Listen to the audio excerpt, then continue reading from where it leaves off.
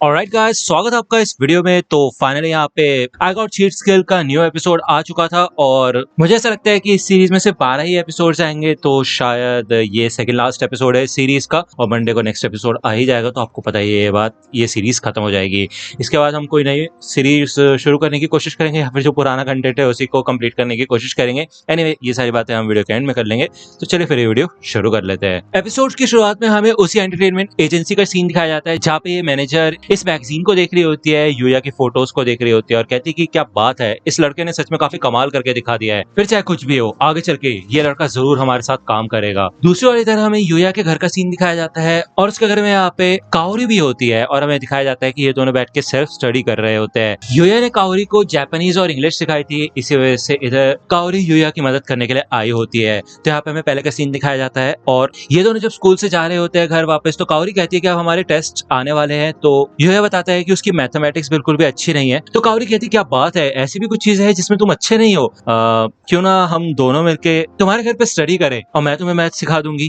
तो ये हुआ था पहले, इसी वजह से यहाँ पे काओरी उसके घर पे है और उसे मैथ सिखा रही है। ठीक है, जब काओरी इधर वॉशरूम के लिए जाती है तो यूया यही सोचते है कि क्या उसको वॉशरूम मिलेगा। तो वो जब उसके पीछे जाता है तो वो देखता है कि काओरी को यहाँ पे दूसरी दुनिया का दरवाजा मिल चुका होता है। वो पूछती है कि ये क्या है, तो यूया बताता है कि तुम मानोगे नहीं, लेकिन ये दरवाजा दूसरी दुनिया की ओर जाता है और सिर्फ जिन लोगों को मैं परमिशन देता हूँ वही इसके अंदर जा सकते हैं। वो बताता है कि ये एक ऐसी दुनिया है जहाँ पे जादुई शक्ति का इस्तेमाल किया जा सकता है। वो यहाँ पे अपने जादू को इस्तेमाल करके भी दिखाता है और वो बताता है कि उसने ऐसी कई एबिलिटीज यहाँ से ही मास्टर की है और इस वजह से वो इन लोगों को बचा पाया था क्योंकि उसके पास स्पेशल पावर्स है। यहाँ पे यूया काओरी को इस वर्ल्ड में लेके आता है। वो बताता है कि नाइट एक ब्लैक फेनरिर है जो कि वुल्फ की प्रजाति का है और अकात्सुकी एक मोजो है। बेसिकली कह सकते हैं कि वो एक सुअर की प्रजाति का है, जिसे सुन के भाई अकात्सुकी थोड़ा गुस्सा हो जाता है। यहाँ पे काओरी के स्टैट्स हमें दिखाया जाता है और यूया देखता है कि भाई काओरी के स्टैट्स काफी ज्यादा होते हैं क्योंकि जब यूया इस दुनिया में पहली बार आया था तो उसके स्टैट्स तो भाई 0-0 पड़े हुए थे, कुछ ज्यादा खास नहीं थे। ठीक है ना।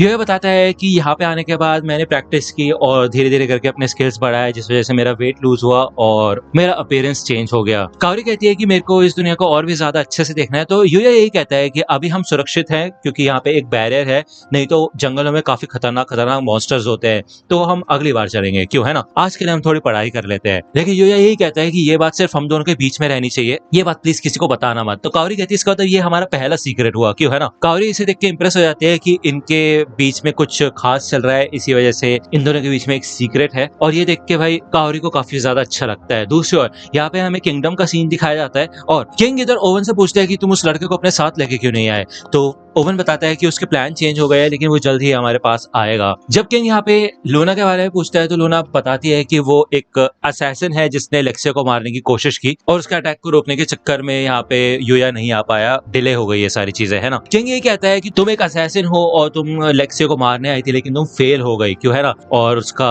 अंजाम तो सिर्फ मौत हो सकता है। तो चलो फिर ठीक है, मैं ही तुम्हें मार देता हूँ। यहाँ पे वो अपनी तलवार लेके आगे बढ़ता है और जब वो लूना के ऊपर अटैक करने वाला होता है तो वो एकदम से रुक जाता है।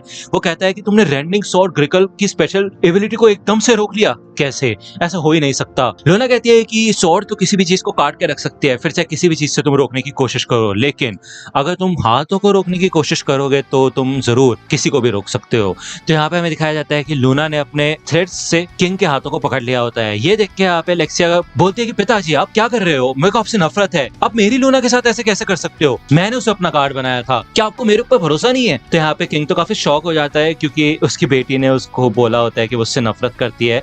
तो यहाँ पे वो थोड़ा शांत हो जाता है क्योंकि वो अपनी बेटी को निराश नहीं करना चाहता। तो वो लूना से यही कहता है कि ठीक है फिर मैं तुम्हारे ऊपर भरोसा करता हूँ, किसी भी कीमत पे लेक्सिया का ख्याल रखना और उसकी सुरक्षा करना। ओवन बताता है कि ये एक मामूली असैसिन नहीं है बल्कि एक हेड हंटर है और काफी काबिल भी है। किंग पूछता है कि इन सब का उस लड़के से क्या लेना देना है। तो ओवन बताता है कि यूया ने ही इस लड़की को पकड़ा था, उसके बाद यूया लूना और लेक्सिया को अपने साथ अपने घर लेके गया था। इसे सुन के भाई किंग को गुस्सा आता है और कहता है क्या मेरी बेटी ने किसी और लड़के के घर रात बिताई है, तुम ये कहना चाहते हो। तो यार इसे देख के तो भाई किंग गुस्सा हो जाता है और वो अपनी ब्लेड से भाई एक सीट काट देता है पूरी की पूरी। वो यही कहता है कि भले उस लड़के ने मेरी बेटी की जान बचाई, इसका मतलब ये नहीं कि वो फालतू का फायदा उठाया मेरी बेटी का, लगता है मुझे उसे अपनी ब्लेड का स्वाद चखाना ही पड़ेगा। भाई वो तो यहाँ पे काट पीट शुरू कर देता है और दूसरी ओर हमें डार्क गिल्ड का सीन दिखाया जाता है और इधर बताया जाता है कि जिस असैसिन को लेक्सिया को मारने के लिए भेजा गया था वो नाकाम रही और एक ऐसा इंसान है जिसने हमारे असैसिन को रोक दिया, जिसके बाद हमारी हेड हंटर लेक्सिया की गार्ड बन चुकी है। साथ ही साथ वो जो लड़का है उसको रॉयल पैलेस भी बुलाया गया है, तो आपका क्या मानना है? तो यहाँ पे हमें बताया जाता है कि ये जो बंदा है इनका लीडर,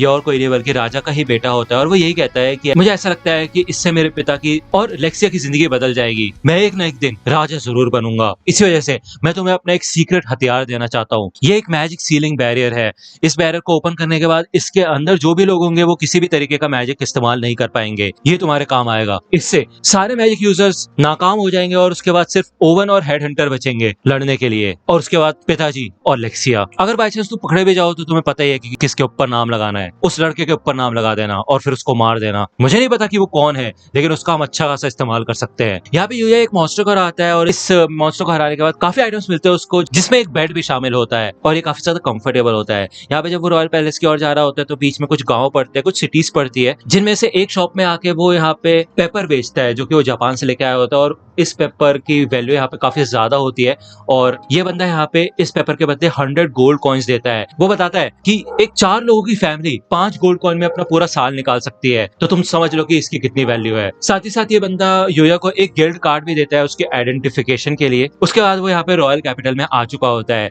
जब वो यहाँ पे पेरिस में पहुंचता है तो ओवन उसे मिलता है, उसको अपने साथ लेके जाता है और वही कहता है कि चलो फिर राजा से मिलने का समय हो चुका है। तो यूया कहता है कि भाई मैंने तो कपड़े भी ठीक से नहीं पहने। तो ओवन कहता है कि ये ऑफिशियल मीटिंग नहीं है, अनऑफिशियल है, तो तुम ऐसे ही चल सकते हो। राजा कहता है कि तो तुम वही इंसान हो जिसने लेक्सिया को बचाया, क्यों है ना, वही जेंटलमैन जिसको लेक्सिया ने प्रपोज किया मैरिज के लिए। नहीं, जेंटलमैन नहीं, एक आदमी, एक ऐसे कमीने इंसान जिसने मेरी बेटी को अपने झांसे में फंसाया।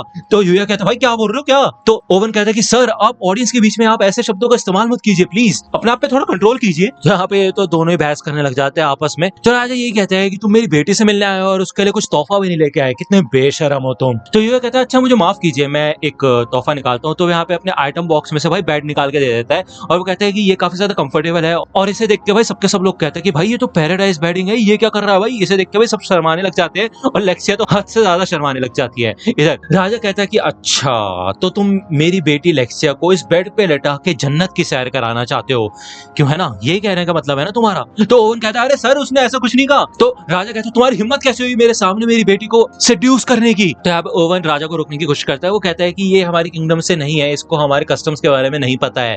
तो यूया कहते हैं कि यहाँ चल क्या रहा है। तो ओवन बताता है कि यूया तुम्हें बता दो कि इस किंगडम में किसी को बेड देने का मतलब ये है कि तुम उससे शादी करना चाहते हो और एक ही बेड पे सोना चाहते हो। जब इन लोगों की यहाँ पे बहसबाजी चल रही होती है तभी इधर एक एक्सप्लोजन सा होता है और चारों तरफ यहाँ पे असैसिन्स आ चुके होते हैं। साथ ही साथ वो मैजिक वाला बैरियर भी ये लोग अप्लाई कर देते हैं जिससे कि यहाँ पे कोई मैजिक यूज ना कर पाए। यहाँ पे नाइट और यूया लड़ने में मदद करते हैं और अकात्सुकी बाकी लोगों को हील करने में मदद करता है। इधर यूया इन सबकी बैंड बजा के रख देता है और एक बार फिर से वो लेक्सिया की जान बचाता है। यहाँ पे लेक्सिया यूया को आके गले लगा लेती है और इसे देख के राजा और भी ज्यादा गुस्सा करता है और वो कहता है तुम फिर से ऐसा कर रहे हो। लेकिन लेक्सिया ये कहते हैं कि उसने हमारी जान बचाई है और आप उसके ऊपर ऐसे तलवार से हमला कैसे कर सकते हैं। ओवन देखता है कि इनमें से एक असैसिन के पास से एक बैज मिलता है उसको जो कि राइगर का क्रेस्ट होता है, जिससे लेक्सिया को समझ आता है कि ये सब उसके बड़े भाई का काम है। ओवन इधर यूया से आके माफी मांगता है और वो यही कहता है कि हमारे आर्सेलिया किंगडम के ऊपर काफी बड़ी मुसीबत आ चुकी है और हम चाहते हैं कि तुम हमारी मदद करो, क्या तुम ऐसा कर सकते हो। तो ये एपिसोड यहीं पे खत्म होता है और नेक्स्ट एपिसोड आएगा मंडे को एंड होपफुली यार 12 एपिसोड होंगे इसके अंदर।